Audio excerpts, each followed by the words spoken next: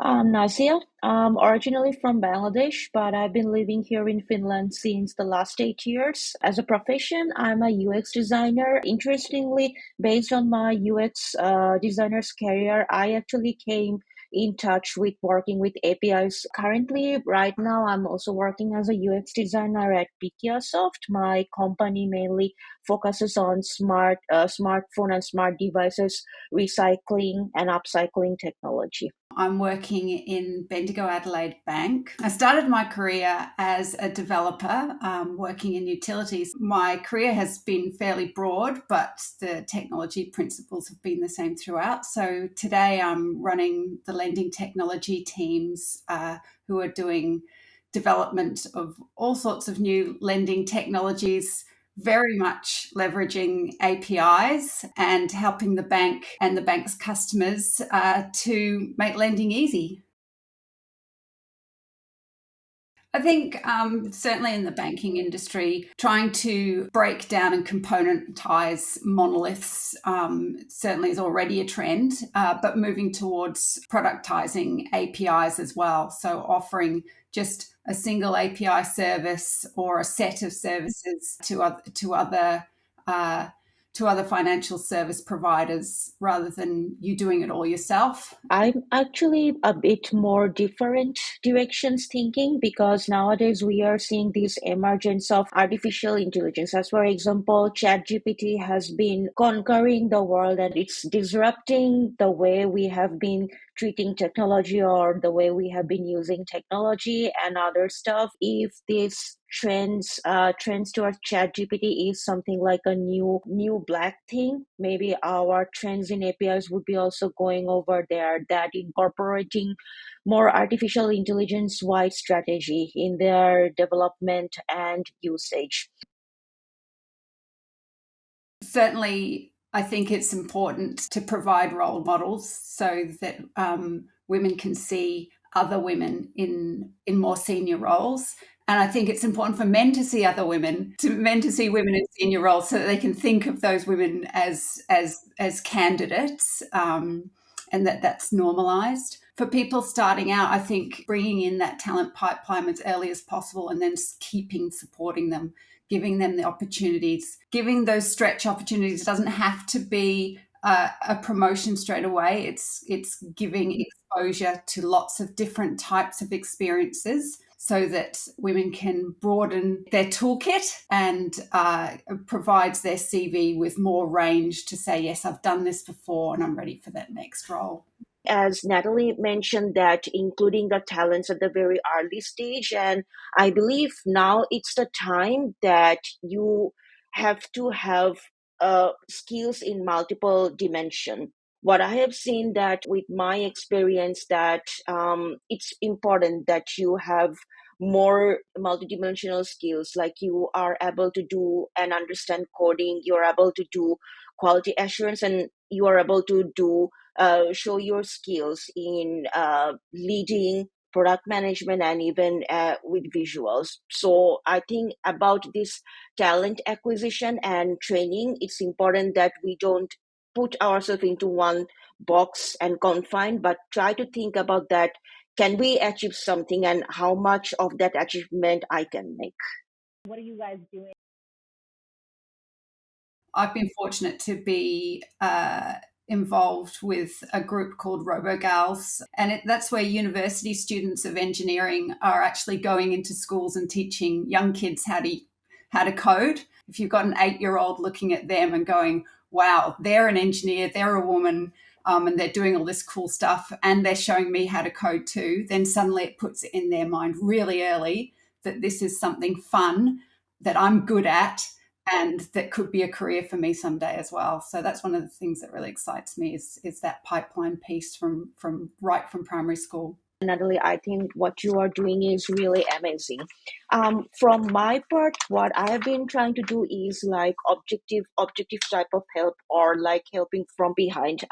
Creating these niches and opportunities for students or for new people to be graduated are more important. That you are pushing those opportunity towards them. I think this kind of like creates a sustainable way of helping each other and developing network. And as part of that, we actually have this kind of network here in Finland, which is Bangladeshi Professions in Finland. And we are trying to establish this mentorship that if newcomer students are coming for mentoringship or help, we try to provide them based on what their academic goal is or what their career direction is and everything. I have started to work as a UX designer in Picassoft. The company mainly generates technology to provide mobile and smart device upcycling and recycling opportunities to retailers and end users like you, me. My work here as a UX designer, like this is a totally new industry for me. I have never been part of the upcycling or recycling industry, and I'm getting to learn a lot of things, and I'm getting like perspective from both end users and B2B customers. What we're doing is trying to get people in really early. So get in people who are grads or only have 1 to 2 years experience, and start by, I partner with some other companies to say, okay, we'll bring those people in, let them do a year on contract through that company, let them try different things out, see if they like us, see if we like them, and we tend to like them. And then after a year, we convert them to a permanent role. So that means they get to try before they buy. And for us, we're getting the newest talent, the most enthusiastic talent, people who don't realize that something can't be done and somehow they make it doable. Seeing them develop from newbies to actually driving things that are actually really valuable for the company so quickly. It pays off for both. So they're doing work that interests them. They're working somewhere they like, and I've got great talent that's being developed within my team. I think for me, it's really important to try and choose your own mentors. Someone might help you find a mentor, but if that's not the right one for you, then go find somebody else. You're going to get different things out of different types of mentors. So I think men can be good mentors, but they can be great allies. So they can actually support and help you break through in different spots and help you find opportunities and talk about you at different pieces. Probably women might be better mentors because they understand what you're going through and which bits are hard, and can go, hey, that's happened to me before, this is what I did. For me, my experience is that other women can mentor better because they know, and they've got some of those experiences in their toolkit to go, I know how to navigate that situation. It's just really important as a leader to be looking out for opportunities for women. I also feel the same as Natalie did. Natalie did say, and in my opinion, mentorship is 80% networking and 20% luck. You never know with whom you would click. So for that, it's actually really important that you do networking. And I also like agree with this thing with Natalie that men not only can be good mentors, but they can also be allies. And then in terms of women, when it comes to about mentorship, I'm actually really grateful to Women's in API.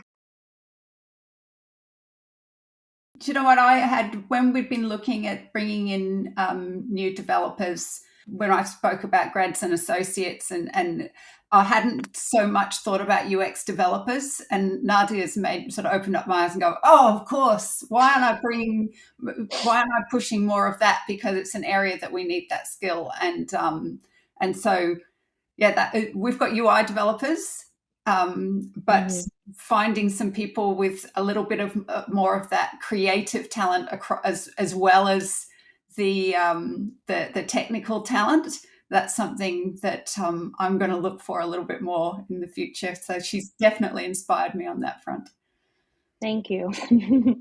And for my part, Natalie, I think you are kind of like bring this empathetic thinking when you are actually organizing this mentorship for young girls to like to get interested in coding from an early age, and then creating this niche for people to develop their skills and then to choose from their own or own preferences or the direction they want to go.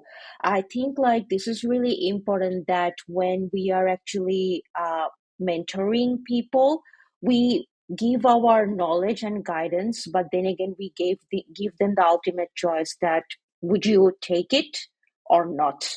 And that's, I think, like the way you presented it, that it's up to the participants how they would want to go with it. People has a lot of thing to learn from there, and really really hats off in like creating these opportunities for young girls to be interested in coding. And it is a challenge because coding has been presented in a way that makes people fearful about it, but I believe like when little girls are trying, you are putting your effort to make it more interesting, more enjoyable, and more excited to be about of. So hats off to you. And I think like this kind of like mindset, it is something I would be learning from you, or maybe taking a look into your works and everything to get more insights and inspiration.